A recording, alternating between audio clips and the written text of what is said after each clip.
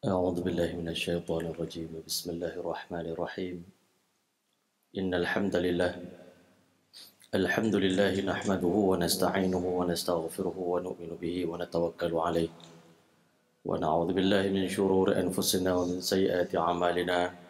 من يهده الله فلا مضل له ومن يضل فلا هادي له. أشهد أن لا إله إلا الله وحده لا شريك له وأشهد أن محمدا عبده ورسوله.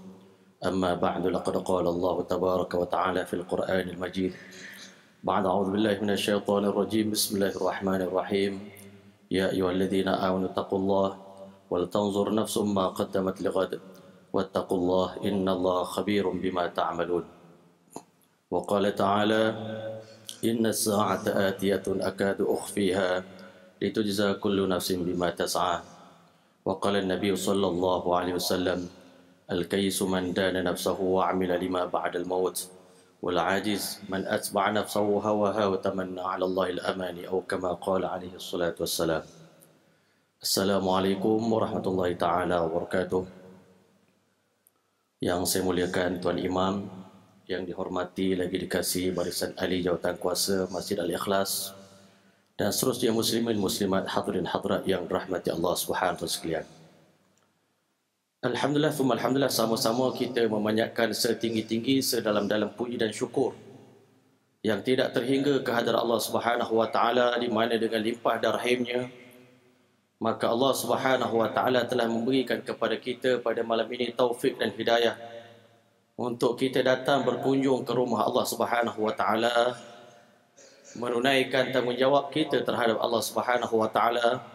Di samping itu, kita juga berpeluang untuk kita mengutip, iaitu perkara-perkara yang bernilai, hikmah-hikmah yang mana Allah Subhanahu wa taala akan berikan kepada orang beriman bila mana mereka datang berkunjung ke rumah Allah Subhanahu wa taala.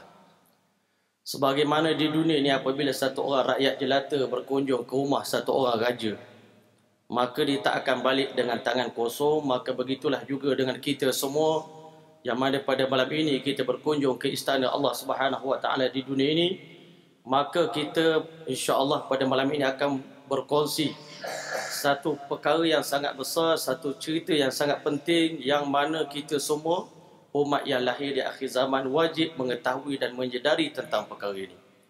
Kerana Nabi sallallahu alaihi wasallam telah bersabda, "Idza marartum bi riyadil jannah farta'u." Apabila kamu melintasi taman-taman syurga, maka petiklah buah-buahan dan makanlah ia. Maka buah-buah yang akan kita makan pada malam ini adalah berkenaan dengan persiapan kita menghadapi hari yang sangat besar, hari yang sangat penting sedang menanti kita semua umat manusia, yang mana hari ini lebih penting daripada segala hari yang penting dalam hidup kita. Mungkin selaku manusia kita menganggap hari paling penting adalah tarikh perkahwinan kita, hari lahir kita, hari kita maknanya kita dilantik menjadi pengarah sekian-sekian. Hari kita bersara, ini semua bagi kita adalah hari yang besar dalam hidup kita.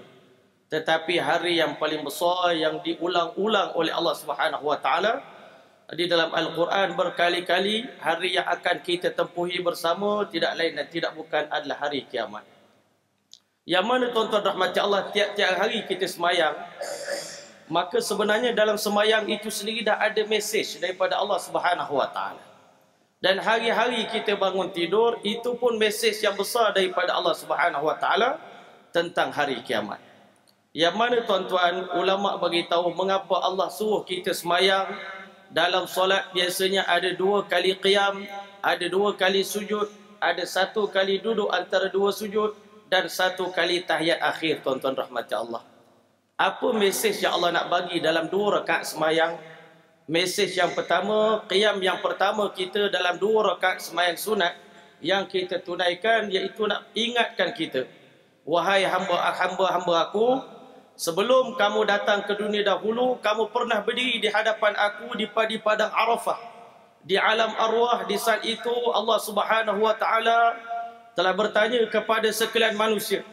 Di dalam hadis, Nabi sallallahu alaihi wasallam telah bersabda, ketika mana Allah nak ciptakan makhluk, Allah SWT nak hantar kita ke alam dunia, umat manusia, di saat itu Allah telah sapu bahu kanan di belakang bahu Nabi Adam AS. Di saat itu Allah keluarkan ruh-ruh anak cucu zuriat keturunan Nabi Adam alaihissalam, lalu Allah Subhanahu wa taala taburkan mereka di alam arwah sana. Di saat itulah Allah Subhanahu wa taala telah firman, wa id akhadha rabbuka min bani adam min zuhurihim, sebutlah wahai Muhammad kepada umat kamu ketika mana Tuhan kamu telah mengambil di belakang bahu Nabi Adam alaihissalam dzurriyyatahum wa ashhadahum ala anfusihim, lalu Allah mempersaksikan dirinya di hadapan kita semua. Lalu Allah bertanya, alastu bi rabbikum, bukankah aku Rabb kalian, pencipta kalian, yang mana kamu akan hidup dan mati kerana aku, dan kamu akan mentuluskan, mengikhlaskan ibadat kamu kepada aku. Di saat itu seluruh makhluk di dunia ini, sama ada yang kafir ataupun yang beriman, mengaku dengan penuh keikhlasan di depan Allah Subhanahu wa taala, bala syahidna, bahkan kami bersaksi. Maka Allah SWT beritahu, antaqulu yaumal qiyamati inna kunna an hadza ghafilin, jangan sampai ada seorang di kalangan kamu kembali kepada aku di hari kiamat nanti beritahu, ya Allah, kami tak tahu pun yang mana kami diciptakan ke dunia ni, dihantar ke dunia untuk menghadapi penghisaban di alam akhirat nanti. Allah kata jangan ada siapa-siapa bagi alasan nanti di padang mahsyar. Kerana itu sebelum kita dihantar ke dunia, Allah Subhanahu wa taala dah ambil janji yang muakkad, janji yang sungguh-sungguh daripada seluruh manusia, datang kita ke dunia ini masya-Allah untuk kita menunaikan tanggungjawab kita kepada Allah sebagai balasan daripada pengabdian kita kepada Allah. Allah Subhanahu wa taala akan hadiahkan syurga kepada kita semua. Maka tuan-tuan dan rahmat Allah, akhirnya tuan-tuan, kita diperintahkan oleh Allah untuk sujud yang pertama. Sujud yang pertama berarti kita semua dilupakan, dimatikan oleh Allah Subhanahu wa taala setelah itu. Maka sehinggalah tiba giliran kita untuk datang ke alam dunia. Maka tuan-tuan dan rahmat Allah, sepanjang kita belum dilahirkan, maka itulah sujud yang pertama yang Allah Subhanahu wa taala peringatkan kepada kita. Maka bila tiba ibu kita mengandungkan kita semua di dalam perut dan di dalam rahim dia selama 4 bulan lamanya, bila genap 4 bulan, Allah perintahkan malaikat untuk tiupkan roh dalam perut kita, dalam perut ibu kita. Maka akhirnya lahir kita ke dunia. Lahir kita ke dunia ini sesingkat duduk antara 2 sujud, masya-Allah. Begitu pendeknya kehidupan kita. Sebelum ini kita berada di alam arwah selama beberapa second, kita duduk dalam alam yang kedua, alam rahim ibu kita selama 9 bulan 10 hari. Kita berpindah ke alam dunia, yang mana pendeknya kehidupan dunia adalah di antara 60 hingga 70 tahun untuk umat akhir zaman. Maka setelah itu kita akan dimatikan oleh Allah Subhanahu wa taala pada sujud yang kedua. Sebab itu kita sujud, kita cium tanah nak ingatkan kita dengan kematian, dan bangkit kita buat rakaat yang kedua bererti bangkitnya kita di hadapan Allah Subhanahu wa taala di padang mahsyar nanti. Begitulah juga tuan-tuan, bila mana kita tidur setiap malam, Nabi SAW pernah bersabda, wallahi, demi Allah, la tamutuna kama tanamun, kalian semua pasti akan mati suatu hari nanti, sebagaimana setiap orang bila tiba waktu tidur, waktu mengantuk, dia pasti akan tertidur.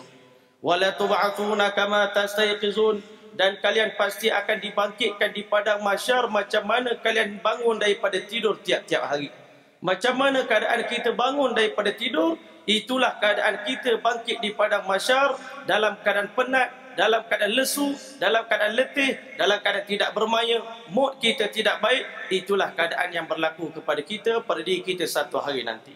Maka tuan-tuan rahmati Allah, apa makna tahiyat? Iaitu sebelum kita nak masuk ke dalam syurga Allah, nak dapatkan kerehatan, kita kena hidup di dunia dengan perintah Allah. Tak dapat masuk syurga melainkan setelah kita tunaikan perintah Allah dengan cara Nabi Muhammad sallallahu alaihi wasallam, dengan milah Nabi Allah Ibrahim alaihi salam. Itu makna tahiyat. Setelah tahiyat barulah kita akan dimerdekakan oleh Allah Subhanahu wa taala memasuki pintu gerbang syurga Allah Subhanahu wa taala. Dan tuan-tuan yang berahmati Allah, kita umat akhir zaman sepatutnya lebih risau tentang berlakunya hari kiamat. Sebab apa? Kiamat tak berlaku pada umat Nabi Adam, tak berlaku pada umat Nabi Nuh AS. Kiamat berlaku di atas umat Nabi Muhammad sallallahu alaihi wasallam. Dan kedatangan Nabi Muhammad ke alam dunia merupakan tanda kiamat yang paling besar sekali. Dan kerana itulah bila mana Nabi kita Muhammad sallallahu alaihi wasallam datang ke dunia, Nabi sallallahu alaihi wasallam pernah bersabda, "Bu'ithu ana was-sa'atu kahatain." Aku diutuskan sebagai rasul, dengan dekatnya datang hari kiamat sejarak di antara jari telunjuk dengan jari tengah. Begitu rapat, begitu dekatnya kedatangan kiamat dengan kerasulan baginda sallallahu alaihi wasallam. Dan dapat kita bayangkan, Nabi sallallahu alaihi wasallam telah meninggalkan umat ini 1400 tahun yang lalu, maka bererti kita semua yang hidup di akhir zaman ini betul-betul berada di ambang kiamat. Maka tuan-tuan dan rahmat Allah, menjelang kiamat ada dua golongan manusia dalam dunia ini. Satu golongan dekat nak kiamat, makin dunia nak hancur, makin sibuk dia nak membina dunia ini, membangun kemewahan dan kebanggaan mereka di dalam dunia. Tetapi dalam keadaan itu juga ada orang bijak, dia fikir daripada saya membangun benda yang akan hancur, lebih baik saya membina kediaman-kediaman yang mewah, taman-taman di dalam taman syurga Allah Subhanahu wa taala. Saya mempersiapkan diri saya dengan keimanan, ketakwaan, dengan amal-amal soleh, sehingga nanti bila saya kembali kepada Allah, saya akan dapat kediaman yang kekal selama-lamanya. Saya hidup di sana kekal abadi untuk selama-lamanya. Tuan-tuan yang dirahmati Allah SWT sekalian, di dalam Al-Quran Allah beritahu kepada kita, "Inna sa'ata atiyatun." Kiamat pasti akan tiba dalam hidup kamu. "Akadu ukhfiha." Sengaja aku sembunyikan daripada pengetahuan kamu. "Litujza kullu nafsin bima tas'a." Supaya setiap orang di kalangan kita yang soleh dapat menyempurnakan kesolehannya dalam erti kata yang sebenar, dan yang nak durhaka kepada Allah, dia boleh tunjukkan kedurhakaan kepada Allah sebab dia tak tahu bila nak berlaku kiamat. Tetapi tuan-tuan dan rahmat Allah, makhluk selain daripada manusia, setiap kali bila tiba hari Jumaat, Nabi beritahu mereka akan menggeletar ketakutan, menangis, kerana mereka yakin pada hari Jumaat lah akan berlaku hari kiamat. Yang mana tuan-tuan dan puan-puan yang dirahmati Allah, Nabi sallallahu alaihi wasallam beritahu bila tiba hari kiamat, yang mana tuan-tuan kiamat didatangi, ditandai dengan kedatangan tanda-tanda kiamat yang kecil dan besar. Yang mana tuan-tuan rahmat Allah boleh katakan tanda-tanda kecil semua dah habis berlaku di depan mata kita. Yang masih kita tunggu adalah tanda-tanda yang besar daripada tanda-tanda kiamat. Tanda yang besar itu pun Nabi ibaratkan seumpama seutas tasbih ataupun satu kalung yang mana kita masukkan manik-manik. Bila kalung tadi terputus, maka Masya Allah, peristiwa-peristiwa kiamat akan datang bertalu-talu kepada umat ini tanpa henti, seumpama keluarnya manik-manik daripada tali tasbih itu sendiri. Tuan-tuan dan rahmati Allah SWT sekalian, Allah Subhanahu wa taala janjikan dalam Al-Quran bahawasanya hari kiamat adalah hari yang paling besar, big surprise yang Allah nak bagi kepada kita semua. Yang mana hari ini kita takut macam-macam dalam hidup kita, tetapi kita lupa tentang hari kiamat yang merupakan hari sangat besar, hari yang paling genting, yang mana Nabi sallallahu alaihi wasallam beritahu sebelum datangnya hari kiamat, Allah Subhanahu wa taala akan keluarkan kemewahan-kemewahan dunia, bumi akan muntahkan segala isi perut dia. Maka kita dah tengok depan mata kita, dulu Malaysia tak ada apa-apa, di akhir zaman keluar macam-macam, bauksit, keluar biji timah, keluar macam-macam emas, perak, kekayaan. Kita sangka ini kemajuan, tetapi ini tanda kehancuran dunia, tuan-tuan rahmat Allah. Dan Nabi beritahu menjelang kiamat manusia hidup dalam kemuncak daripada kemewahan. Dan di saat itu mereka telah sibuk duduk dalam maksiat, yang mana mereka seronok buat maksiat, berpindah daripada satu dosa ke dosa yang lain, seumpama seekor burung hinggap daripada satu ranting ke ranting yang lain. Dan menjelang kiamat Nabi beritahu hati manusia menjadi kejam, menjadi bengis, seumpama binatang-binatang buas. Mereka begitu sekali seronok melakukan kedurhakaan kepada Allah. Dalam keadaan itulah Azazil akan menjelma di hadapan manusia, beritahu, maukah aku beritahu kepada tuan-tuan satu perkara? Maka manusia jawab, beritahulah kepada kami wahai iblis, apa yang patut kami buat? Iblis kata, sembahlah aku, sembahlah berhala. Di saat itulah semua manusia bertukar menjadi penyembah-penyembah berhala. Maka tuan-tuan dan puan-puan yang rahmati Allah, dalam keadaan manusia sibuk beraktiviti, mengumpul harta kekayaan dunia, kata Nabi sallallahu alaihi wasallam dalam sepotong hadis, di saat satu orang pembeli sedang menyerahkan duit kepada penjual, penjual menyerahkan barang, di celah-celah itu berlakunya hari kiamat. Dan Nabi SAW beritahu kiamat berlaku ke atas orang yang pertama yang menerima kiamat ini iaitu satu orang laki-laki yang sedang sibuk, sedang asyik menampal kolam unta dia. Maka di tengah-tengah sibuk menampal kolam unta, belum selesai, orang kata dia menyempurnakan kerja dia, tiba-tiba kedengaran suara Masya Allah, trompet ataupun sangkakala ditiupkan oleh malaikat Israel alaihissalam. Sebab itulah Nabi SAW pernah ditanya oleh satu orang sahabat, "Ya Rasulullah, mengapa kami tak pernah tengok Tuan seronok hidup di dunia ini, enjoy menikmati kehidupan?"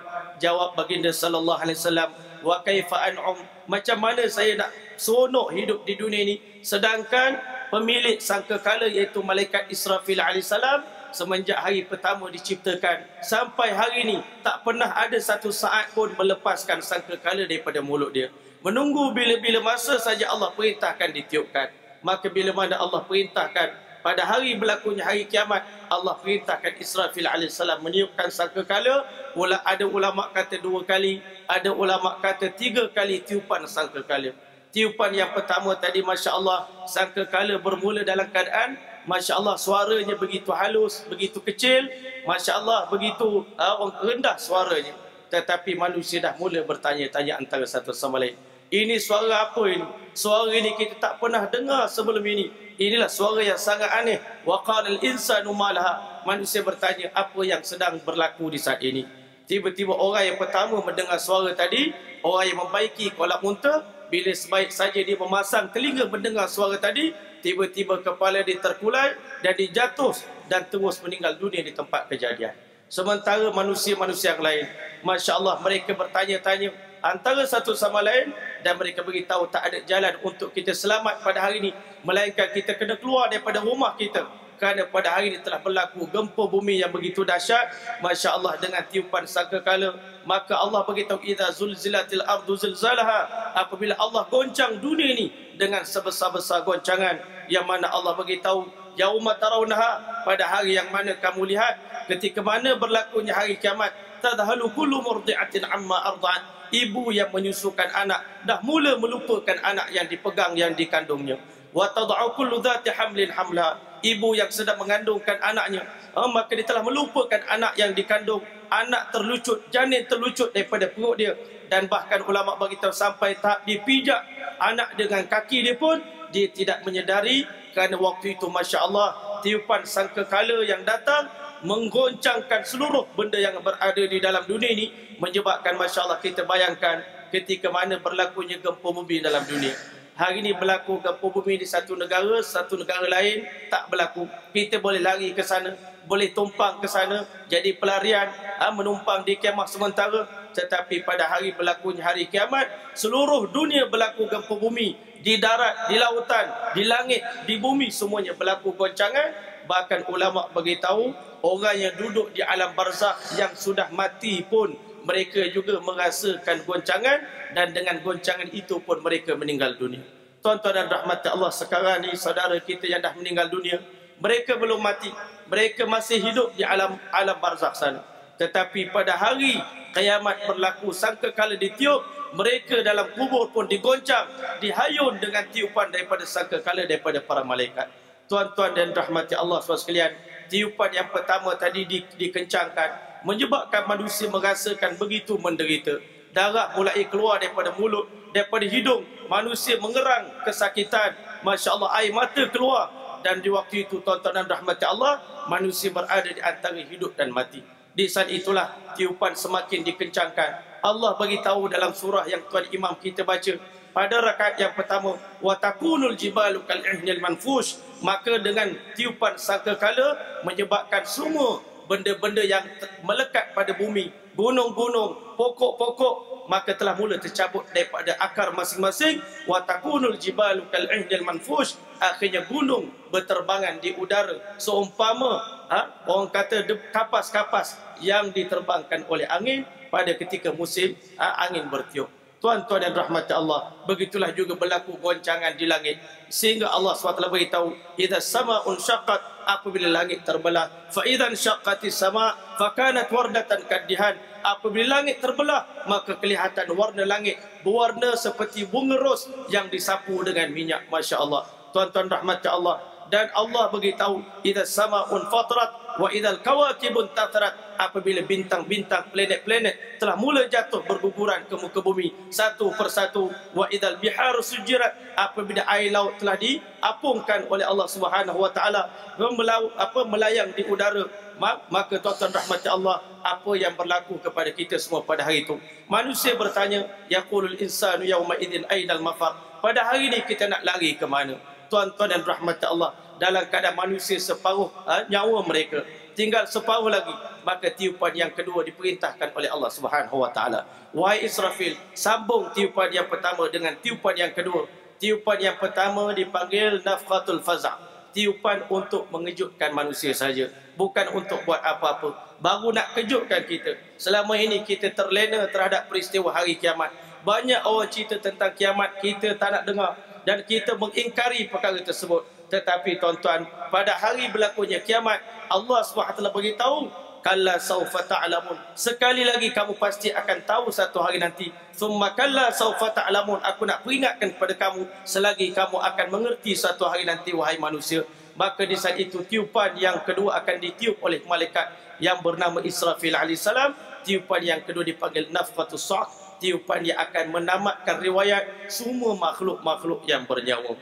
Bila mana tiupan yang kedua ditiupkan oleh malaikat, maka tuan-tuan, apa berlaku? Semua malaikat yang berada daripada langit yang pertama sampai ke langit yang ketujuh, bahkan malaikat di sekeliling arsy Allah Subhanahu wa taala yang sedang bertawaf pun mereka telah meninggal dunia. Begitulah juga dengan tiupan tersebut, seluruh jin, manusia, binatang-binatang, bahkan orang yang berada di alam barzakh sana, mereka pun akan jatuh bergelimpangan, berguguran, meninggal dunia di tempat kejadian.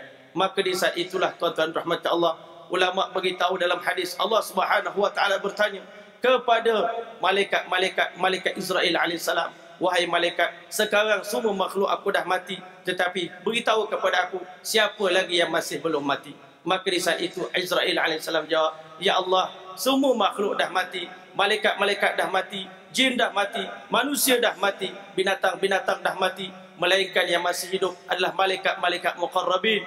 Jibril masih hidup, Mikail masih hidup, Israfil masih hidup, Ridwan Malik masih hidup, malaikat pemikul arsy 4 orang masih hidup. Maka di saat itu Allah beritahu, wahai Israel, kau cabut nyawa Jibril, cabut nyawa Mikail, cabut nyawa Israfil, cabut nyawa malaikat pemikul arsy Allah Subhanahu wa taala, cabut nyawa malaikat Ridwan, cabut nyawa malaikat Malik. Maka akhirnya tuan-tuan rahmat Allah, Allah tanya pada Israel, sekarang siapa lagi yang masih tinggal, yang masih belum mati? Maka di saat itu Israel beritahu, ya Allah, tidak ada sesiapa di kalangan makhluk yang kau ciptakan, melainkan aku saja yang masih hidup, yang tinggal hanyalah aku dan engkau saja, ya Allah. Di saat itu Allah firman, matilah engkau wahai Israel, fa innaka khalqun min khalqi, kerana kamu pun salah seorang di kalangan makhluk aku. Maka di saat itu Israel alaihissalam pun jatuh tersungkur di tempat tersebut dan akhirnya meninggal dunia. Maka ketika mana seluruh makhluk telah mati, seluruh makhluk telah meninggal dunia, di saat itulah Allah Subhanahu wa taala genggam dunia ini. Allah SWT beritahu dalam Quran, yauma natwis samaa katayyi sijil lil kutub, pada hari yang mana kami lipat langit-langit seumpama kami lipat buku-buku. Kita di dunia melipat buku macam mana? Dan di waktu itu Allah SWT beritahu, wal ardu jami'an qabdatuhu, pada hari kiamat seluruh permukaan bumi ini akan digenggam oleh Allah Subhanahu wa taala. Di saat itulah tuan-tuan dan rahmat Allah, Allah bertanya kepada sekalian makhluk, limanil mulkul yaum, siapakah raja yang paling berkuasa pada hari ini? Dalam surah Fatihah kita baca hari-hari, Malik Yaumiddin, engkaulah satu-satunya raja yang paling berkuasa pada hari kiamat. Maka setelah mana Allah SWT menunggu jawapan daripada manusia, siapa yang boleh bagi jawapan kepada Allah, raja yang paling berkuasa pada hari ini? Kerana semua makhluk dah mati. Maka Allah SWT bertanya 3 kali, limanil mulkul yaum, tidak ada jawapan. Allah sendiri yang jawab, lillahil wahil qahar, raja yang paling berkuasa, kerajaan yang hakiki yang berkuasa pada hari ini hanyalah kerajaan milik Allah yang Maha Esa lagi Maha Perkasa. Di saat itulah Allah firman, Anal Malikul Quddus, Assalamul Mu'min, Al-Muhaiminul Azizul Jabbarul Mutakabbir, akulah Allah Subhanahu wa taala. Maka setelah itu tuan-tuan, dunia ini dihancurkan oleh Allah Subhanahu wa taala dan manusia dimatikan selama 40,000 tahun. Kita semua akan berada di alam barzakh setelah dunia kiamat selama 40,000 tahun. Tidak ada kehidupan. Manusia mati bergelimpangan. Yang dah mati bangkai manusia dah kering dan telah bertukar menjadi debu, menjadi zarah. Akhirnya kita pun tidak wujud lagi dalam dunia, tuan-tuan. Maka di saat itulah setelah genap 40,000 tahun Allah SWT matikan kita semua. Akan tiba satu hari nanti Allah SWT akan kejutkan kita. Allah akan bangkitkan kita. Allah SWT akan bangunkan kita semua di padang mahsyar. Ini satu perkara yang pasti. Tuan-tuan dan rahmat Allah, bila mana Allah nak bangkitkan manusia, Allah SWT akan turunkan hujan selama 40 tahun lamanya. Allah turunkan hujan. Di saat itu dunia dah tidak ada laut, tidak ada gunung, yang ada cumalah dataran-dataran semata-mata.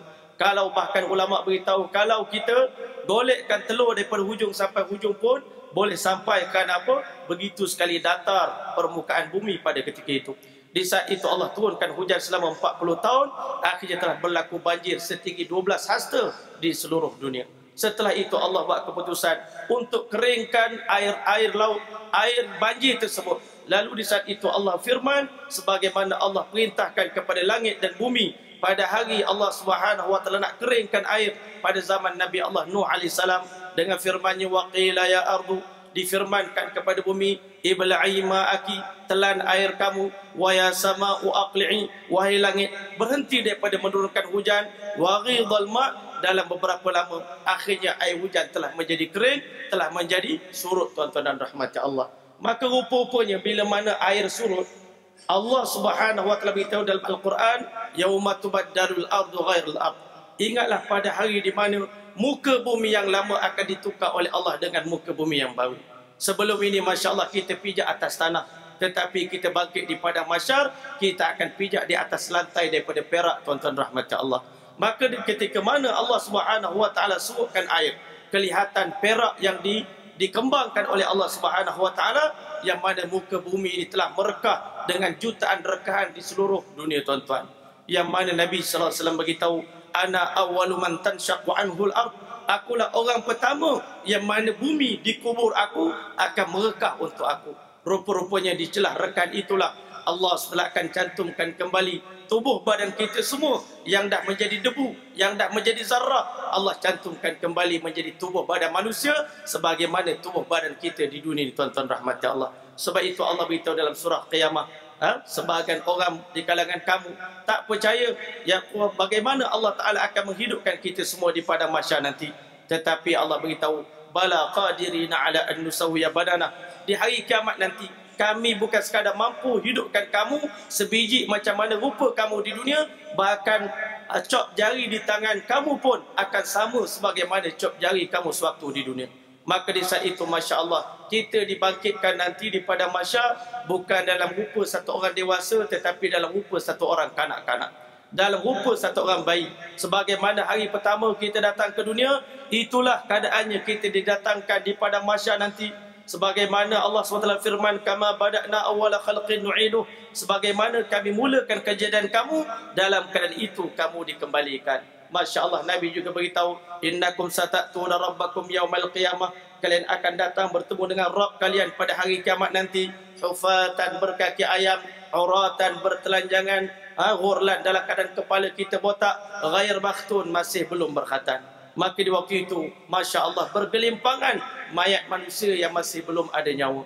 Maka setelah itulah Allah SWT buat keputusan untuk bangkitkan manusia. Allah perintahkan Israfil alaihissalam, malaikat dihidupkan oleh Allah Subhanahu wa taala sebelum Allah hidupkan manusia. Setelah itu Allah hidupkan Nabi kita Muhammad sallallahu alaihi wasallam. Allah hidupkan para anbiya, Allah hidupkan para syuhada, Allah hidupkan para alim ulama. Seterusnya tibalah giliran kita semua, tuan-tuan, dihidupkan oleh Allah. Tetapi sebelum kita semua dihidupkan, Allah perintahkan kepada Israfil, ambil nyawa manusia yang Allah letakkan dalam satu ruangan yang khusus. Roh manusia diraup oleh malaikat Israfil alaihissalam, dimasukkan dalam tanduk lembu yang merupakan Masya Allah sangkakala bagi malaikat Israfil alaihissalam. Yang mana dalam hadis Nabi SAW beritahu, besarnya lubang tanduk lembu itu, kalau dimasukkan 7 petala langit, 7 petala bumi dalam lubang tersebut, nescaya akan muat. Dia punya saiz dia begitu besar sekali sangkakala tersebut. Maka tuan-tuan, nyawa kita dimasukkan dalam tanduk lembu, dan akhirnya Israfil alaihissalam akan mula meniupkan sangkakala. Maka mulalah roh manusia berterbangan di udara seumpama lebah-lebah yang berterbangan berdengung, dan kita akan, roh kita menjala bertebaran di seluruh dunia mencari tubuh badan kita masing-masing.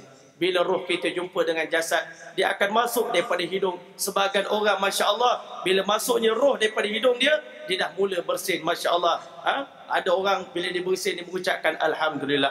Ada orang bila masuk roh dia, maka roh menjala dalam tubuh badan. Di saat itu, Masya Allah, dia mula mengkonyuh-konyuhkan mata, dan mula menggeliat macam mana kita bangun daripada tidur di dunia ini. Di saat itulah dalam surah Yasin Allah menukilkan ucapan sebahagian di kalangan manusia, ya wailana, celaka sungguh, man ba'atana mim marqadina, siapa yang ganggu tidur kami, siapa yang kejut kami daripada tidur lena yang begitu panjang pada hari ini. Di saat itulah malaikat akan jengahkan muka mereka di depan manusia. Hadza ma wa'adar rahman wa sadaqal mursalun, inilah hari yang dijanjikan oleh Tuhan Ar-Rahman kepada kamu, benarlah apa yang Rasul beritahu tentang hari kiamat yang akan berlaku pada hari ini. In kanat illa sayhatan wahidah, hanya dengan sekali tiupan, fa idahum jami'un ladaina muhdharun, tiba-tiba kita akan dibangkitkan di padang mahsyar. Sebagaimana kita sembahyang 2 rakaat, kita bangun untuk berdiri pada rakaat yang kedua. Berdiri pada rakaat yang kedua melambangkan berdirinya kita nanti di padang mahsyar di depan Allah Subhanahu wa taala. Di dunia kita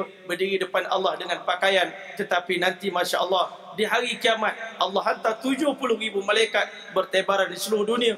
Mereka akan halau kita semua untuk menuju ke Palestin, tuan-tuan rahmat Allah.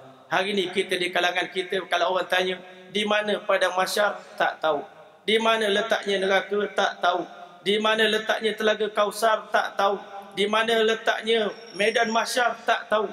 Sebenarnya, tuan-tuan dan rahmat Allah, alam kubur pun di dunia ini, alam mahsyar pun di dunia ini, tuan-tuan, alam dunia pun di dunia ini, alam rahim pun di dunia ini, tak lebih tak keluar daripada alam yang kita duduk pada hari ini.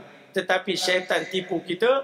Dia kata insya-Allah alam akhirat, syurga neraka mungkin duduk kat planet Marikh sana. Jadi tak payah risau. Tetapi kalau kita tahu tentang perkara ini, tuan-tuan, yakinlah kita, Nabi bagi tahu di tempat mana Nabi tambat dia punya burak pada malam Isra' dan Mi'raj. Pada batu itulah, di atas batu itulah Allah SWT akan letakkan arash dia pada hari kiamat nanti. Di arash adalah letaknya medan ataupun pentas untuk Allah menghadiri kita semua. Dan Masya Allah, padang mahsyar bagi kita semua adalah bumi Syam, Palestin, Jordan, Lebanon, itu semua Syria, itu semua padang mahsyar bagi kita semua.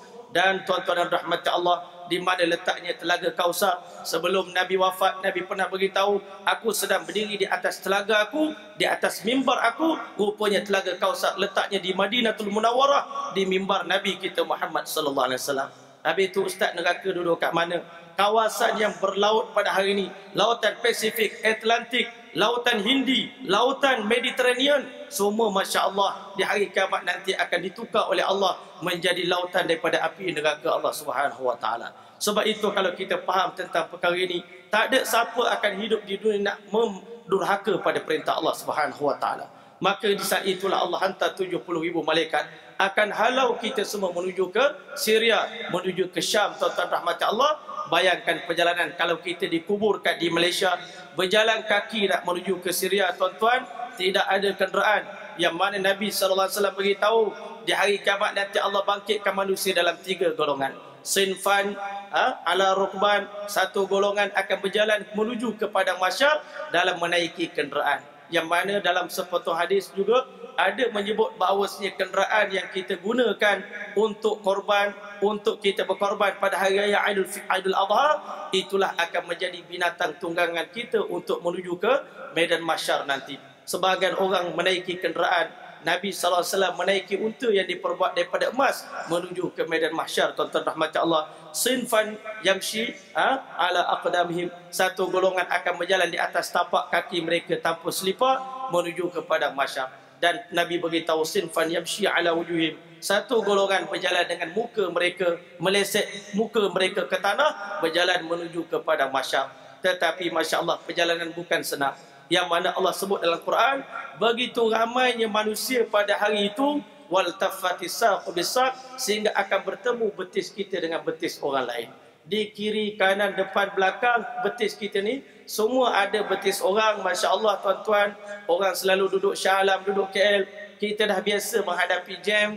Kadang-kadang kami orang kampung kata, macam mana orang Kuala Lumpur boleh menghadapi jam ni? Mungkin dia dah biasa kot, ya. Tetapi kita yang jarang-jarang kena jam ni, kadang-kadang Masya Allah begitu sekali rasanya terseksa kalau nak balik kampung beraya. Masya Allah, ada kawan saya baru ni jamnya 19 jam nak balik ke Kelantan. Masya Allah, begitu lama sekali. Tetapi kita bayangkan kita nak balik ke kampung akhirat, jamnya beribu-ribu tahun, tak bergerak tapak kaki kita berjalan di tengah-tengah lautan manusia. Di saat itulah Nabi beritahu Allah setelah akan keluarkan peluh daripada tubuh badan masing-masing mengikut kadar dosa yang kita buat. Ada orang peluhnya sampai ke buku lali, ada orang akan duduk dalam peluh Masya Allah sampai ke paras lutut, ada sampai ke paras pusat, ada sampai ke paras dagu, dan ada yang lemas dalam peluhnya sendiri mengikut dosa yang dibuat. Dan dosa itulah akan bertukar jadi peluh nanti di padang mahsyar. Kita bayangkan hari ini musim panas, tak kena aircon sekejap je badan dah peluh melekit dan berlengas, kita rasa tak selesa nak datang ke masjid. Bayangkan kita hidup di padang mahsyar selama 50,000 tahun tanpa mandi, tanpa makan, tanpa minum. Di saat itu Nabi beritahu Allah dekatkan matahari di atas kepala kita sedekat sejarak 1 mil, yang mana perawi hadis beritahu, saya tak sure, saya tak pasti apa yang dimaksudkan dengan 1 mil. Boleh jadi 1 mil itu 1 kilometer ataupun mil daripada batang celak. Kalau panjang batang celak cuma panjang ini saja, itu jarak di antara matahari dengan kepala kita. Dan di saat itu Allah SWT akan tingkatkan kepanasan matahari menjadi 99 kali ganda lebih panas daripada matahari di dunia ini tuan-tuan.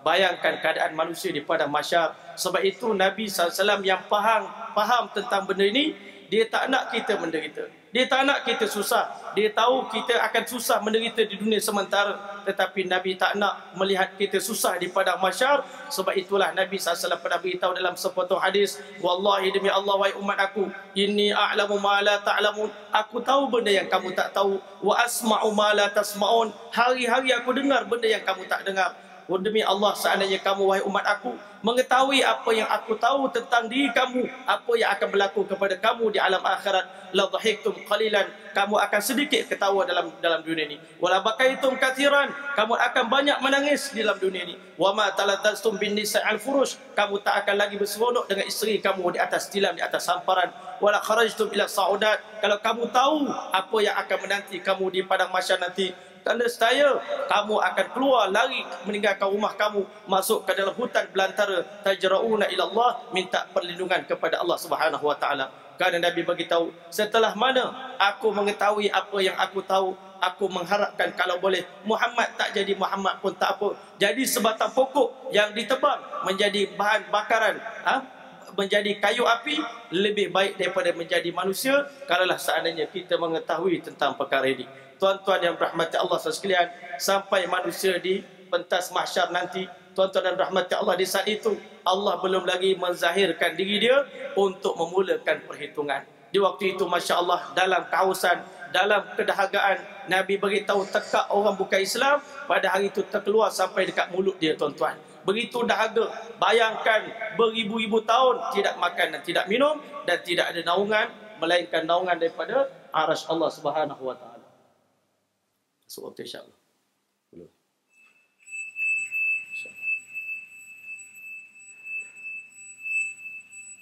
Bismillahirrahmanirrahim. Tuan-tuan dan puan-puan yang rahmati Allah Subhanahu wa sekalian. Ketika manusia semuanya telah berkumpul di padang mahsyar, di saat itu Masya Allah, keadaan alam dunia menjadi gelap gelita sekalipun matahari berada sejengkal di atas kepala manusia. Dunia menjadi begitu gelap sehingga dalam hadis Nabi SAW membayangkan bahawa manusia tak mampu untuk melihat tangan dia sendiri. Sehinggalah tiba satu masa Allah Subhanahu wa taala buat keputusan untuk menzahirkan dirinya. Sebagaimana firman Allah dalam suratul Fajr, Allah firman, wa jaa rabbuka wal malaku saffan saffa, akhirnya telah muncul Tuhan kamu bersama dengan para malaikat yang beratur dalam keadaan bersaf-saf. Maka dengan kemunculan, dengan tajallinya zat Allah Subhanahu wa taala pada ketika itu, Allah berfirman wa asyraqatil ardu binuri rabbiha. Dengan nur Allah Subhanahu wa taala maka seluruh permukaan bumi telah menjadi terang benderang. Waji'a bin nabiyyin wasyuhada. Setelah mana Allah Subhanahu wa taala menzahirkan dirinya, maka Allah Subhanahu wa taala memerintahkan kepada para malaikat untuk susun mimbar-mimbar dan kursi-kursi di bawah arasy Allah Subhanahu wa taala, di bawah naungan arasy Allah Subhanahu wa taala. Lalu Allah setelah akan memanggil para nabi, di manakah para nabi? Ambil tempat kamu semua masing-masing. Aina syuhada, di manakah orang mati syahid? Ambil tempat kamu masing-masing. Ainal fuqaha, di manakah para fuqaha? Ainal a'immah, di manakah para imam? Ainal muadzzinun, di manakah para muazzin? Ainal mutahabbuna li jalali, di manakah golongan yang saling kasih mengasihi antara satu sama lain kerana kebesaran dan keagunganku? Al-yawma uzilluhum fi zilli yawma la zilla illa zilluh. Pada hari ini aku akan teduhkan mereka di bawah naungan arasy aku, di mana pada hari ini tiada naungan melainkan naungan daripada arasy Allah Subhanahu wa taala. Dan Nabi SAW beritahu, akulah orang paling hampir dengan Allah Subhanahu wa taala pada ketika itu. Setelah mana Allah SWT bagi pakaian kepada Nabi Allah Ibrahim AS, akulah orang yang kedua mendapat pakaian daripada Allah. Dan setelah itu Allah berikan anugerah pakaian yang kemuliaan kepada seluruh makhluk di kalangan umat manusia yang berpeluang untuk duduk di bawah naungan arasy Allah Subhanahu wa taala. Setelah itu tuan-tuan rahmati Allah, Allah Subhanahu bila mana Allah setelah menzahirkan tajallinya, menzahirkan zatnya di hadapan manusia, manusia yang sebelum diangkuh dengan perintah-perintah Allah tiba-tiba menjadi tunduk malu di depan Allah Subhanahu wa taala. Allah firman, yauma yaqumun nasu lirabbil alamin, pada hari yang mana manusia akan berdiri di depan Allah Subhanahu wa taala, Tuhan Rabbul Alamin. Di mana sahabat Nabi bertanya pada Rasulullah, ya Rasulullah, siapakah yang mampu berdiri di depan Allah Subhanahu wa taala nanti di padang mahsyar? Begitu hebatnya jalal Allah Subhanahu wa taala. Allah beritahu, khasyi'atan absarum, pandangan mata manusia telah menjadi khusyuk tunduk ke bawah. Tarhaquhum dhillah, mereka diliputi dengan kehinaan. Wa qad kanu yud'auna ila sujudi wa hum salimun, sedangkan di sebelum ini ketika mana dipanggil mereka bersujud, mari datang bersolat berjemaah di masjid, sedangkan mereka berada dalam keadaan selamat dan sejahtera. Tuan-tuan dan rahmati Allah sekalian, sehingga bila mana manusia mereka mendapati Allah Subhanahu wa taala belum lagi membuat keputusan untuk memulakan perhitungan. Kita dah hidup di padang mahsyar 1000 tahun, tetapi belum lagi dimulakan perhitungan. Bilakah Allah nak mulakan perhisaban untuk kita semua? Akhirnya manusia telah terpaksa bermesyuarat antara mereka. Maka kita tak boleh menunggu begini saja.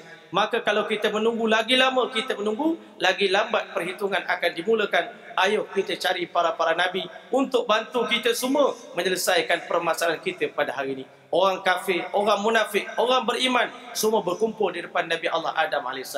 Wahai Nabi Adam, menurut pandangan kami, engkaulah hamba yang paling dekat dengan Allah Subhanahu wa taala. Engkaulah kekasih Allah Subhanahu wa taala, kerana Allah pernah ciptakan engkau dengan tangan yang mulia, mengikut kuasa Allah Subhanahu wa taala, dengan kudrat Allah Subhanahu wa taala. Allah pernah perintahkan malaikat untuk sujud di hadapan kamu, dan Allah SWT letakkan kamu dalam syurga. Maka tolonglah kami merayu kepada engkau, merayu supaya meminta syafaat kepada Allah, supaya Allah memulakan perhitungan untuk kami semua. Maka bila mana mendengar perkataan daripada umat manusia, Nabi Adam jawab, lastulaha, aku tak layak untuk bercakap dengan Allah SWT pada hari ini.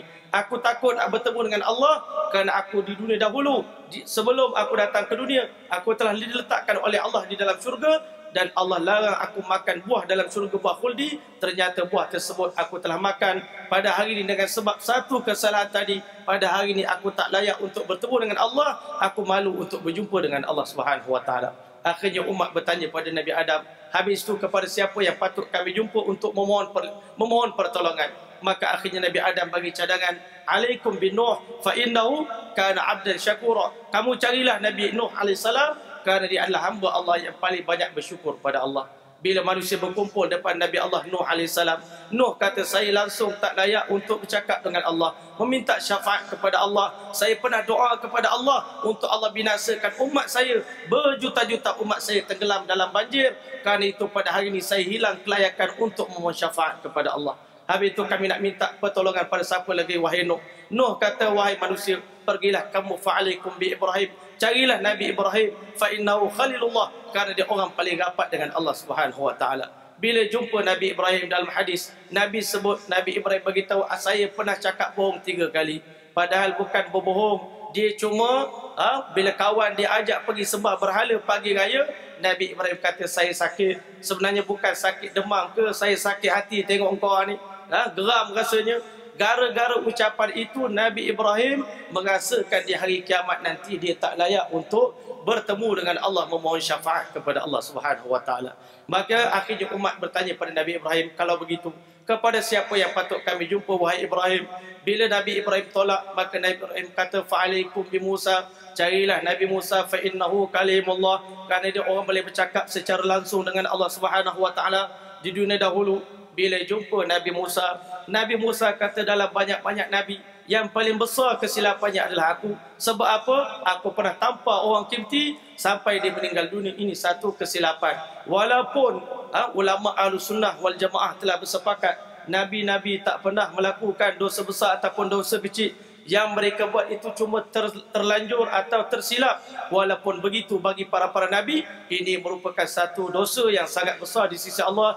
Kerana menurut ulama, hasanatul abrar, sayyiatul muqarrabin, orang yang baik ni buat baik dah, tetapi menurut orang yang dekat dengan Allah, kita ni masih belum cukup baik. Habis tu kalau Tuhan pun tak layak, siapa yang layak untuk bercakap dengan Allah pada hari ini? Akhirnya Nabi Musa AS beritahu, fa'alaikum bi Isa, carilah Nabi Isa, fa innahu ruhullahi wa kalimatuh, kerana dia adalah ruh Allah dan kalimah Allah. Nabi Musa sepanjang hayat tak pernah buat dosa dengan Allah Subhanahu wa taala. Bahkan tak ada rumah, tak ada isteri. Nabi Isa AS rumahnya cuma sekeping papan. Kalau matahari naik belah timur, dia letak papan belah sini. Matahari nak tenggelam, letak papan belah sana. Tak ada kehidupan, tak ada kekayaan. Tetapi pada hari itu, Nabi Isa pun tak berani nak berjumpa dengan Allah. Kerana Nabi bagi tahu, sesungguhnya di padang mahsyar nanti, wahai umat aku, seandainya ada seorang di kalangan kamu, amalannya sebanyak 70 orang Nabi-Nabi, begitu banyak amalan dia, pun bila dia kembali ke alam akhirat, dia rasa dia tak layak untuk masuk syurga Allah Subhanahu wa taala. Kerana begitu mulianya Allah Taala, begitu agungnya Allah Subhanahu wa taala. Hari ini kita berkira dengan Allah. Kita rasa Allah perlu pada saya. Allah suruh saya semayang kerana Allah nakkan kemuliaan. Sebenarnya hari ini kita belum kenal Allah dalam erti kata yang sebenar. Sebab nanti di padang mahsyar, para malaikat akan beritahu kepada Allah, subhanaka ma'abadnaka haqqa ibadatik. Ya Allah, kami belum lagi menyempurnakan ibadat kami kepada engkau dengan ibadat dalam erti kata yang sebenar. Itu malaikat kata, bukan saya kata, tuan-tuan. Maka akhirnya tuan-tuan, Nabi Isa beritahu, saya pun tak layak nak minta syafaat daripada Allah Subhanahu wa taala. Fa'alaikum bi Muhammadin sallallahu alaihi wasallam, maka pergilah kamu bertemu dengan baginda Muhammad sallallahu alaihi wasallam. Di saat itu seluruh dunia berkumpul di depan Nabi sallallahu alaihi wasallam, menangis, meraung dalam keadaan penderitaan, kelaparan. Ya Rasulullah, kami dah lama hidup dalam kelaparan, hidup dalam kepanasan. Ya Rasulullah, hidup dengan penuh penderitaan. Kami dah jumpa banyak Nabi, ternyata semua Nabi-Nabi tolak permohonan kami. Kalau Tuhan pun tolak permohonan kami, Ya Rasulullah, engkaulah harapan kami yang terakhir. Nescaya hancurlah harapan kami, kecewalah kami, putus asalah kami, Ya Rasulullah. Tolong jangan tolak kami, Ya Rasulullah. Akhirnya di saat itulah Nabi pandang muka kita semua, umat yang sedang menangis, umat yang sedang menderita kelaparan dan kesusahan. Maka Nabi SAW merasa begitu sedih, begitu hiba. Akhirnya Nabi SAW mengangkatkan kepalanya dengan penuh bersemangat. Nabi beritahu, ana laha, akulah satu-satunya manusia yang layak untuk bertemu dengan Allah pada hari ini. Nabi beranikan diri dia berjalan di depan Allah Subhanahu wa taala dengan kedudukan yang layak dengan zat Allah Subhanahu wa taala. Sampai di Maqam Mahmud, Nabi tersungkur bersujud di depan Allah Subhanahu wa taala. Nabi bagi tahu, di dunia aku belum tahu apa bentuk zikir yang aku akan alunkan, aku akan bacakan di depan Allah Subhanahu wa taala. Nanti bila mana aku bersujud, Allah ilhamkan puji-pujian yang terbaik untuk aku puji Allah di Maqam Mahmud sana. Tiba-tiba ketika mana Nabi sedang asyik memuji Allah, tiba-tiba terlintaslah hati Nabi SAW gambaran tentang penderitaan yang dialami oleh umat baginda sallallahu alaihi wasallam. Lalu Nabi SAW telah menangis di depan Allah. Dengan teresak-esak Nabi menangis, "Ya Allah, aku kasihan tentang umat aku. Bantulah mereka, kasihanilah mereka, mulakanlah perhitungan untuk mereka. Mereka dalam penderitaan, Ya Allah." Maka di saat itulah bila mana Allah SWT memerhatikan kekasih dia bersujud, menangis teresak-esak, seolah-olahnya alim ulama nak beritahu, walaupun Allah tidak menyatakan demikian, seolah-olahnya Allah nak beritahu, "Wahai kekasihku, sudah banyak air mata kamu tertumpah di dunia dahulu gara-gara untuk umat kamu.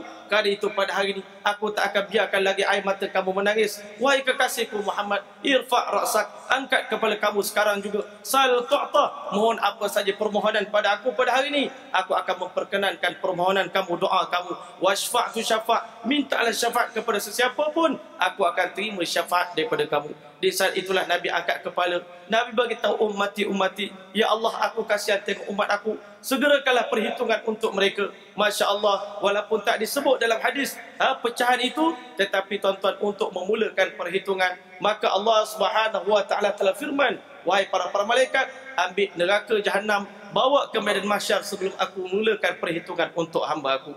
Akhirnya sebab itu dalam suratul Fajr kita baca, "Waji ayauma idzin bi Jahannam."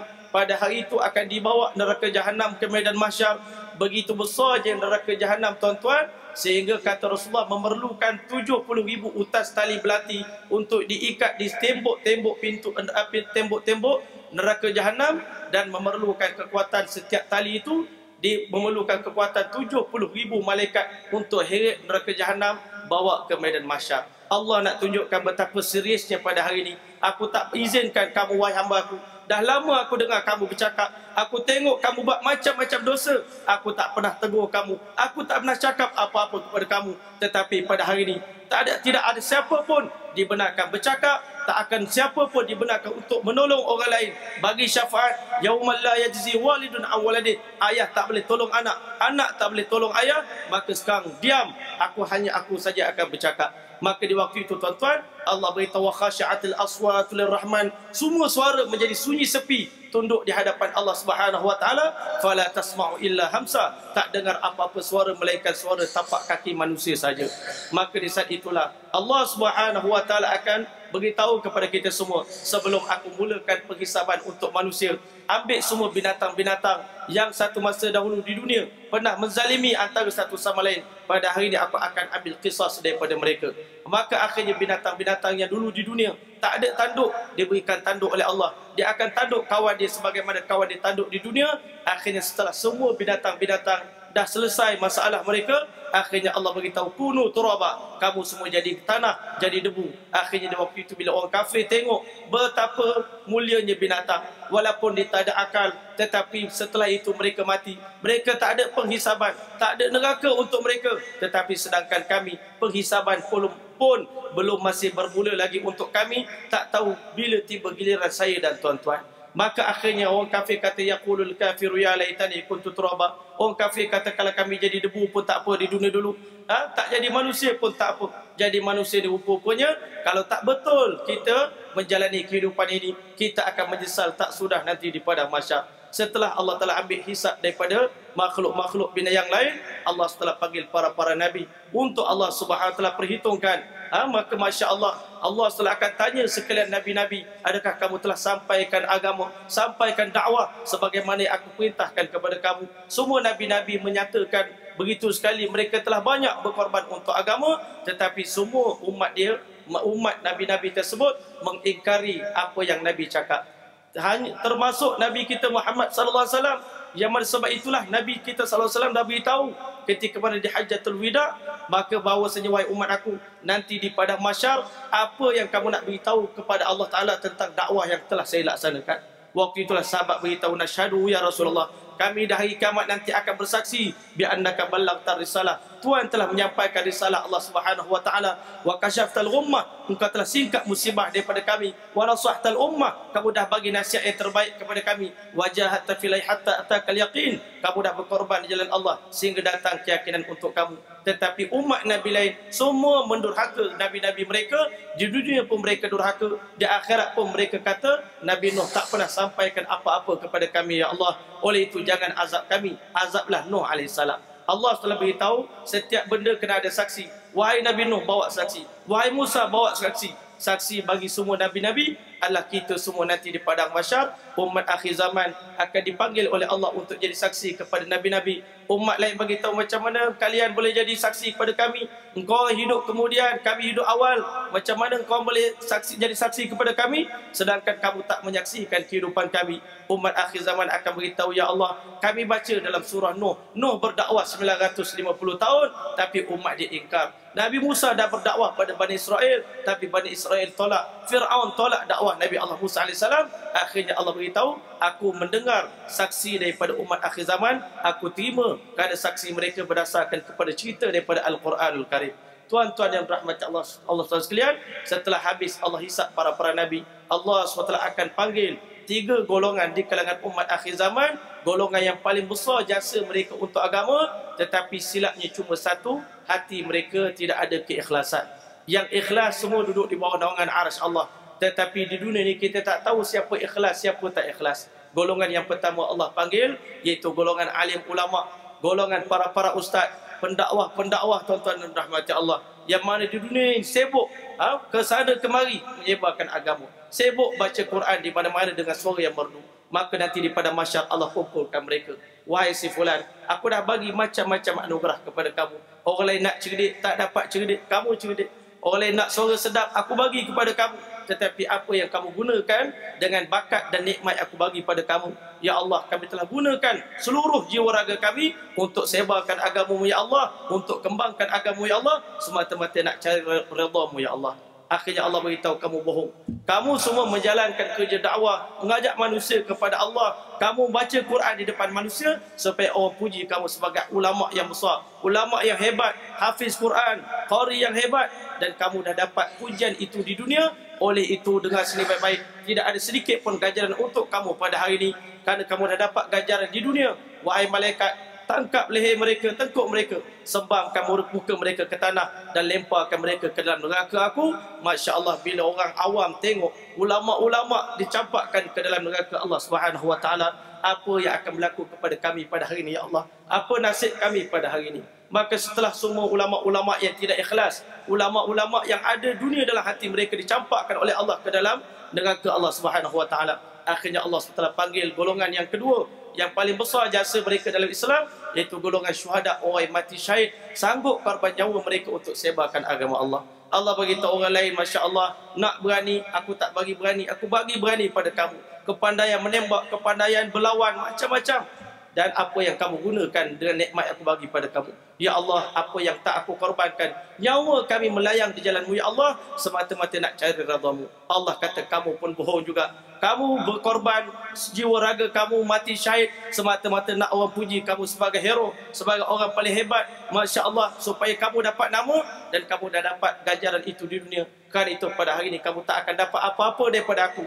Malaikat, tangkap leher mereka, sembamkan ke tanah, lemparkan mereka ke dalam neraka aku. Maka Masya Allah, manusia tengok orang mati syahid pun dimasukkan ke dalam neraka Allah Subhanahu Wa Taala. Tiba golongan yang ketiga, golongan hartawan, dermawan, yang paling banyak menderma di dunia, tetapi dalam hati mereka ada niat untuk dapatkan kemasyhuran. Maka di saat itu Allah panggil mereka kepada mahsyar. Sebelum Allah mulakan perhitungan, 3 golongan ini dipanggil. Allah beritahu pada orang kaya-kaya, Masya Allah, ramai orang nak jadi kaya. Aku bagi kamu kekayaan, apa yang kamu buat dengan harta yang aku bagi pada kamu? Wahai Allah, apa yang tak kami buat untuk engkau, ya Allah? Semua orang datang minta derma, kami bagi. Semua memerlukan apa-apa, kami bagi. Semata-mata nak cari redha-Mu, ya Allah. Maka yang ikhlas selamat, tuan-tuan. Tetapi yang ada terselit dalam hati untuk dapatkan kemasyhuran, sanjungan, pujian, maka Allah SWT beritahu, kamu bohong. Kamu bagi sumbangan supaya orang puji kamu sebagai orang yang hebat, orang yang kaya, yang budiman. Maka kamu dah dapat gelaran itu di dunia.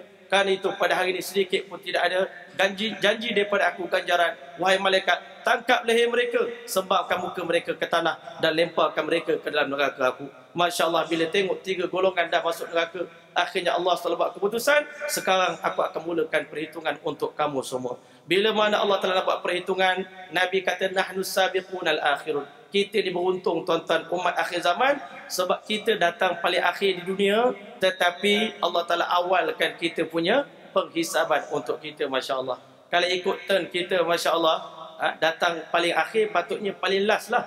Tapi sebab kita dipakai smart tag, maka kita boleh potong semua. Lain orang, kita terus masuk, tuan-tuan rahmat Allah.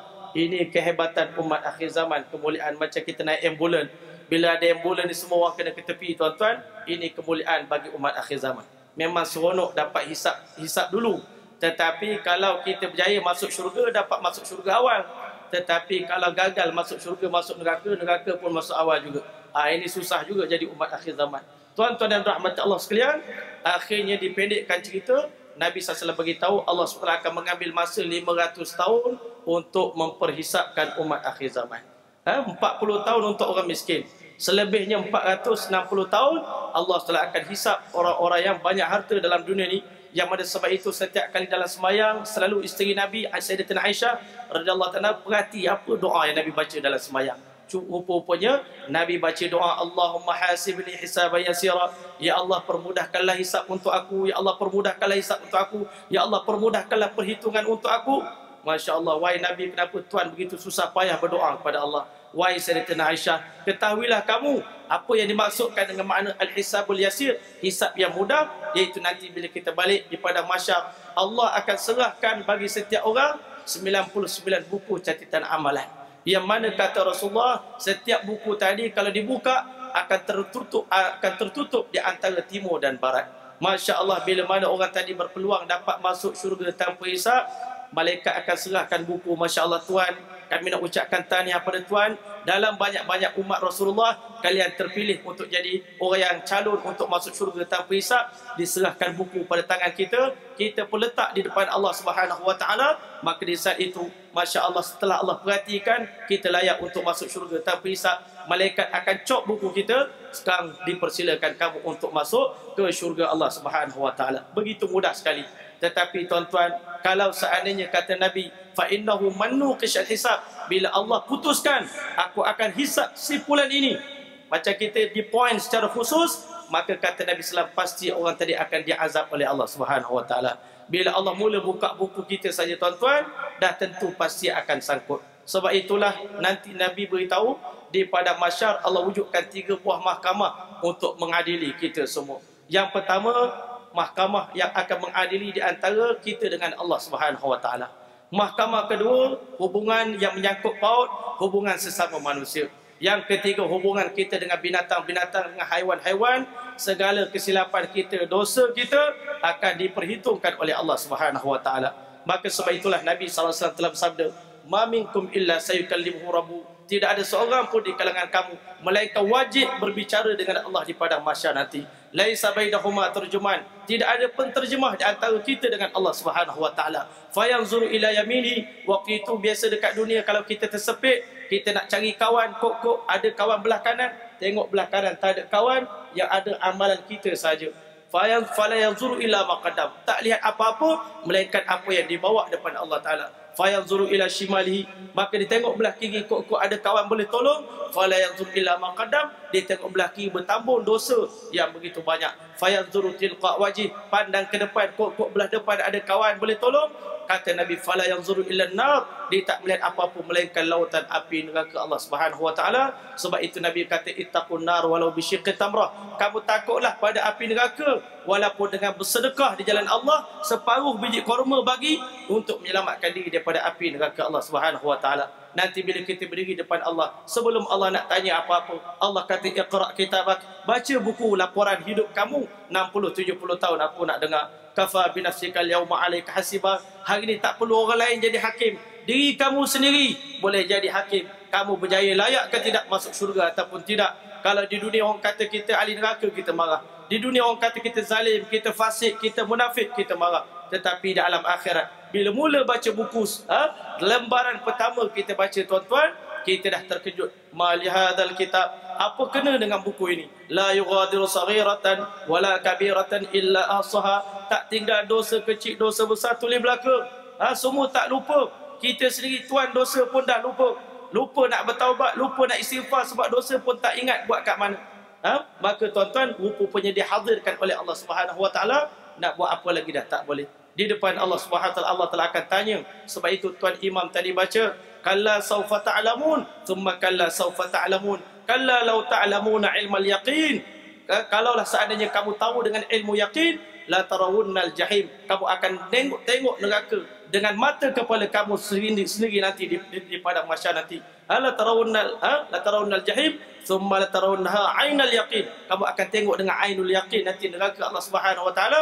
Thumma la tusaluna yawma idzin 'anil na'im, setiap nikmat Allah bagi kepada kita akan ditanya oleh Allah. Sebab itu Nabi pernah satu hari makan dalam keadaan lapar bersama dengan para sahabat di rumah Abu Ayyub Al-Ansari radhiyallahu anhu. Baru nak suap makanan ke mulut, tiba-tiba air mata mengalir di kelopak mata Rasulullah. Sahabat Nabi kata, "Ya Rasulullah, kita masing-masing tengah lapar ni, kenapa menangis depan makanan?" Maka Nabi SAW beritahu, "Demi Allah, makanan yang kita makan pada hari ini pun akan dihisap oleh Allah Subhanahu wa taala." Tuan-tuan rahmat Allah, kita bayangkan di rumah kita, berapa banyak makanan yang kita buang, yang kita bazirkan, tak tahu nanti di padang mahsyar nak kena bilang, nak kena hitung. Berapa banyak pakaian yang kita tak pakai pun kita simpan juga. Masya Allah, banyak barang-barang perkakas dalam rumah. Kalau orang Jepun tak apa tuan-tuan, orang Jepun nak beli perabot baru, perabot lama dijual, maka rumah kosong. Tetapi kita hari ni perabot lama yang 20 tahun dulu pun simpan lagi. Tak tahu nak buat apa, pergi ke luar negara beli souvenir, tak tahu pakai ke tidak souvenir tu. Kadang-kadang balik seminggu dah tak tahu ke mana dah. Tetapi kita beli, tetapi kita tak sedar di padang mahsyar nanti semua akan ditanya oleh Allah SWT satu persatu macam mana kita nak jawab. Adakah kita belanjakan harta untuk kita berjaya di alam akhirat, ataupun sebaliknya. Tuan-tuan rahmati Allah, dipendekkan cerita, dihabiskan hisap untuk umat baginda sallallahu alaihi wasallam. Maka setelah itu Allah setelah akan pisahkan di antara kita semua, di antara ahli syurga dengan ahli neraka. Setelah selesai perhitungan, Allah SWT beritahu, "Wamtazul yawma ayyuhal mujrimun." Pada hari ini berpisahlah kamu orang yang bersalah daripada orang yang taat kepada Allah. Hari ini kita kena susah hati naik kapal terbang, yang semayang cuma 3 orang saja, yang lain semua tak semayang. Allah, kami hidup di dunia bercampur dengan ahli maksiat. Di syurga nanti, di padang mahsyar, Allah pisahkan kita semua daripada orang yang durhaka kepada Allah Subhanahu wa taala. Waktu itu orang yang durhaka ni dah mula rasa bahayanya kita ni. Teruknya kita sebentar nanti akan masuk dicampak oleh Allah ke dalam neraka. Very soon, tak lama lagi tuan-tuan rahmat Allah. Akhirnya ahli-ahli neraka ni pakat-pakat kita kata, kita tak ada jalan lain dah, kita kena cari siapa angkara, siapa yang menjadi punca kita gagal pada hari ini. Jom kita cari syaitan, Azazil lah, dia punya punca dia yang kita gagal pada hari ini. Akhirnya semua manusia berkumpul depan Azazil. Akhirnya manusia ludah Azazil, pukul Azazil, belasah dia, orang kata maki hamun dia. Azazil tiba waktu itu, dia pun ketawa berdekah-dekah depan manusia. Dalam Al-Quran Allah beritahu, waqala syaitan, berkata syaitan, lamma qudiyal amr, ketika Allah putuskan ahli syurga duduk belah sini, ahli neraka duduk belah sini. Apa kata syaitan? Tuan-tuan nak marah apa dengan saya? Tolong ya. Dengar sini baik-baik. Innallaha wa'adakum wa'adal haq. Allah bagi macam-macam janji pada kamu. Sedekah dapat apa, sembahyang sunat dapat apa, janji akhirat, janji syurga, janji neraka, janji nikmat kubur, janji azab kubur. Tetapi selaku musuh kamu, aku pun tabur janji. Apa janji syaitan? Nak enjoy sekarang lah, ya? Jangan ibadat beria sangat, nanti letih, penat nak kerja. Macam-macam syaitan tabur janji pada kita supaya kita jangan berjaya di alam akhirat. Wa'adtukum fa akhlaftukum, tapi semua janji saya untuk pesongkan kamu, gagalkan kamu. Dia kata, wa ma kana li alaikum min sultan. Di dunia dulu saya tak ada power pun nak paksa tuan-tuan ikut saya. Kerja saya berdakwah, kata syaitan. Illa an da'autukum, saya ajak. Nama pun doa ajak ni, kalau orang nak ikut pun boleh, tak nak ikut pun tak apa. Saya tak letak pun machine gun dekat leher tuan-tuan, kalau tak ikut saya tembak. Syaitan kata kerja saya berdakwah. Tapi Masya Allah, selalunya dekat dunia ni, sebab syaitan dia ajak pada benda yang cash, nampak segera. Nabi-Nabi ajak pada benda yang tak nampak, syurga Allah, laut jauhnya dah dapat syurga. Tapi kalau kita ikut syaitan, dapat segera keseronokan tu.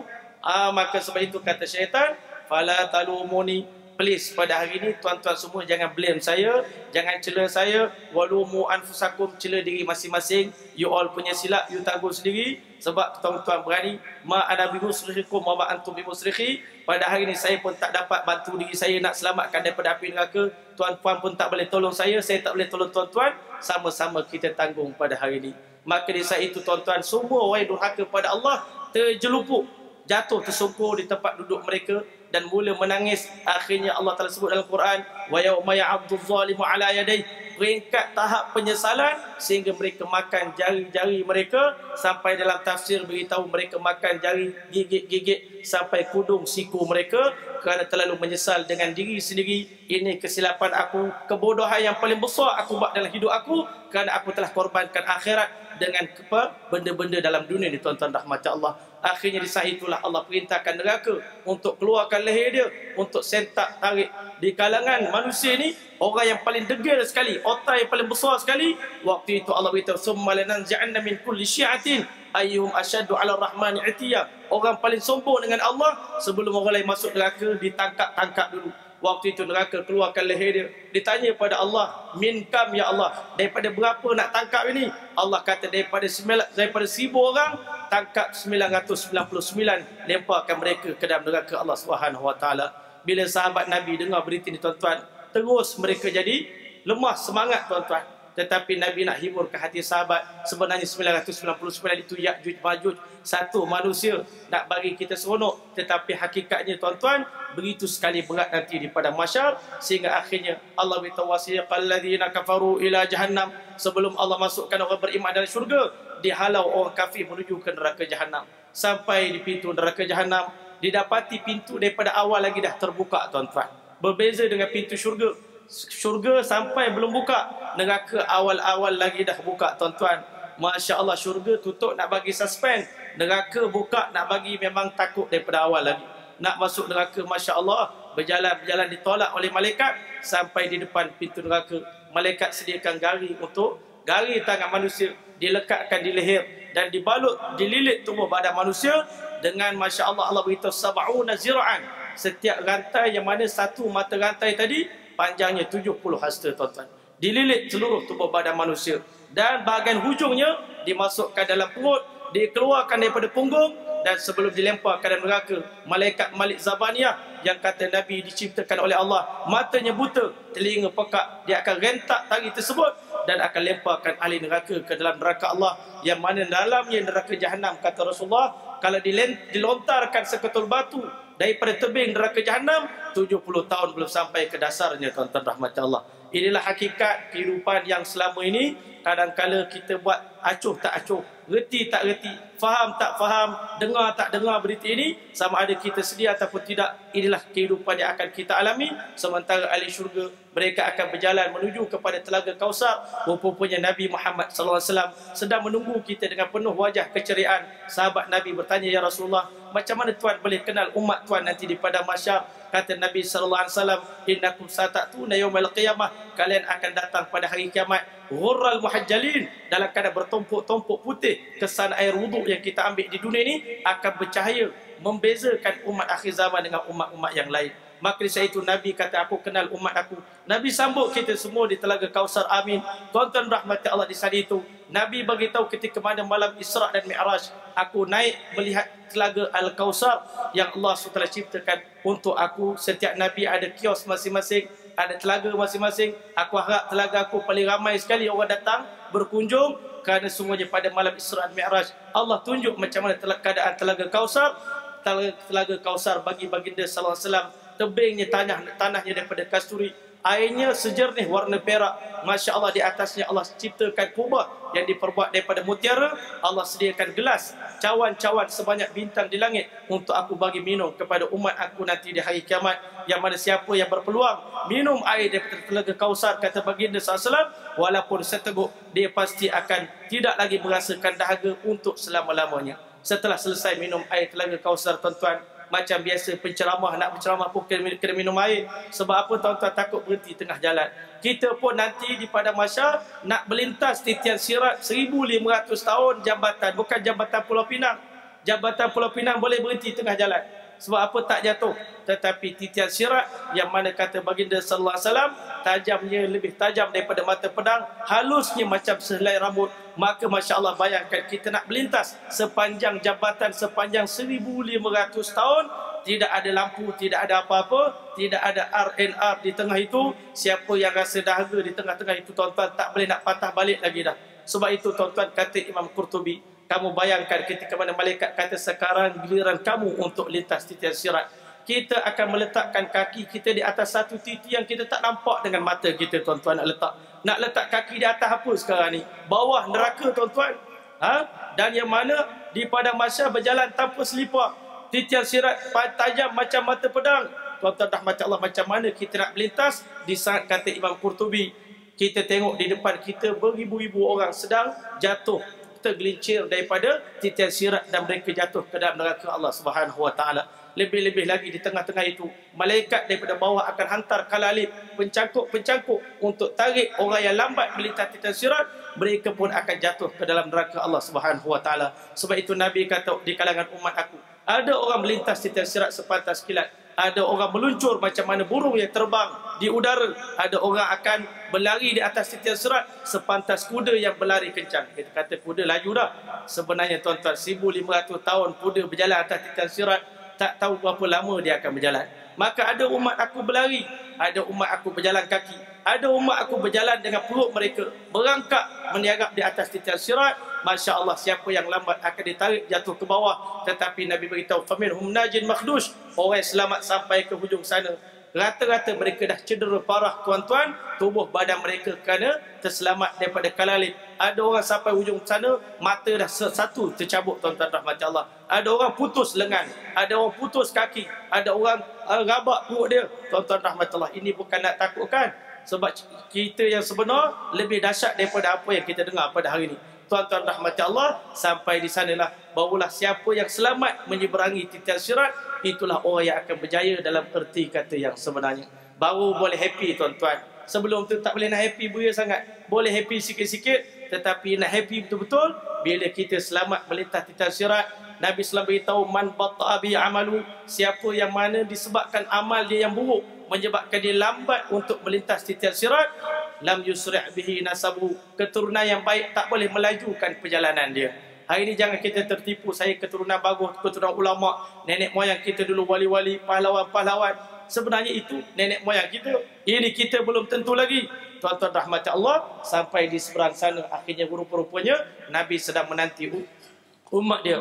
Nabi SAW akan atur barisan 120 saf ahli syurga untuk masuk ke dalam syurga. Masing-masing ada bendera mereka, yang mana Nabi beritahu, yaumana da'u kullu unasin bi imamihim, pada hari kami panggil setiap manusia dengan imam-imam mereka. Masya Allah. Kalau tuan-tuan di sini nanti di hari kiamat, imam masjid kita lah akan jadi pemimpin kita untuk masuk ke syurga Allah Ta'ala.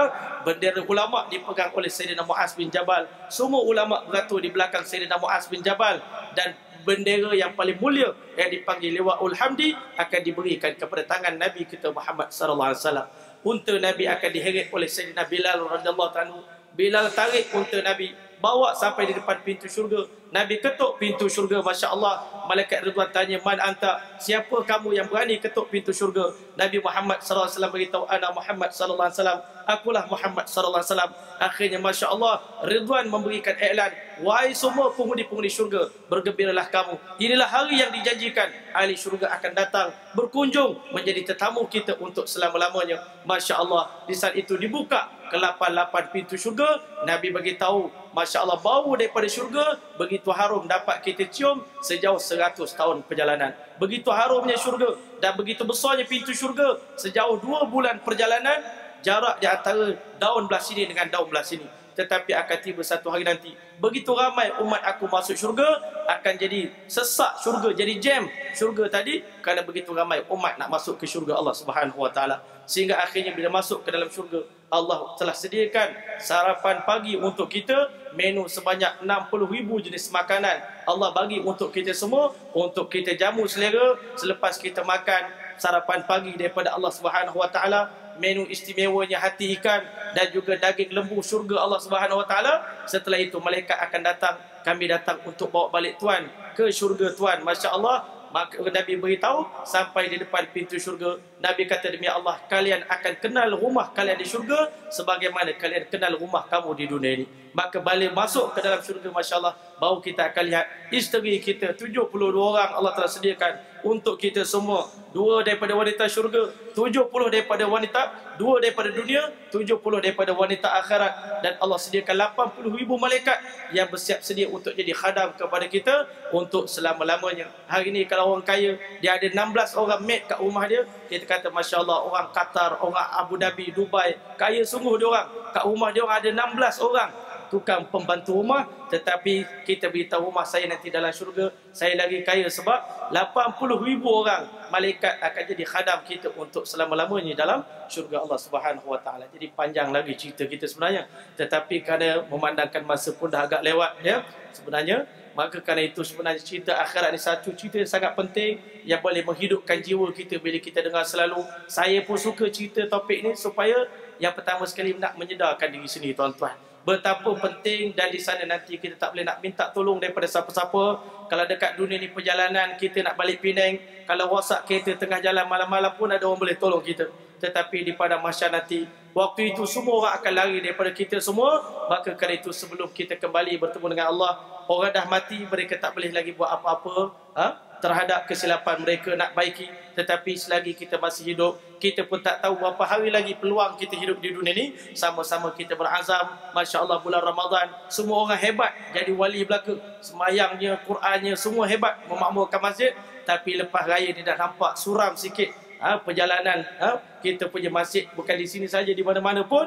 Jadi kerana itu nak kuatkan semangat kita ni dengan kita dengar cerita akhirat, mudah-mudahan insya-Allah akan kembali, orang kata, subur hati kita, bugar, segar. Dengan apa? Untuk semangat untuk kita berjuang sampai ke akhir hayat. Sebab Nabi sallallahu alaihi wasallam sabda, la yashba'al mu'min minal khairi hatta yakuna muntahahul jannah. Orang beriman tak ada erti penat, tak ada erti rasa cukup untuk buat kebaikan selagi mana kaki mereka tak menjejaki pintu gerbang syurga Allah Subhanahu Wa Taala. Saya rasa sekian dulu apa yang kita nak kongsikan bersama pada malam ini. Aqulu qawli hadza wa astaghfirullahal azim li wa lakum wa lisairil muslimin wal muslimat fastaghfiruhu innahu ghafurur rahim. A'udzu billahi minasyaitonir rajim. Bismillahirrahmanirrahim. Allahumma ja'al jam'ana hadza jam'an marhuma wa tafarruqana min ba'di tafarruqan ma'suma wa la taj'al fina wa la minna shaqiyyan wa la mahruma bi mannika wa fadlika wa karamika bi rahmatika ya arhamar rahimin. Allahumma اختم لنا بحسن الخاتمة ولا تختم علينا يا الله بسوء الخاتمة. اللهم اجعل قبرنا روضة من رياض الجنة ولا تجعل قبرنا حفرة من حفر النيران. اللهم اعتق رقابنا ورقاب آبائنا وأمهاتنا وأجدادنا من النار. اللهم حاسبنا حسابا يسيرا. اللهم أدخلنا الجنة بغير حساب.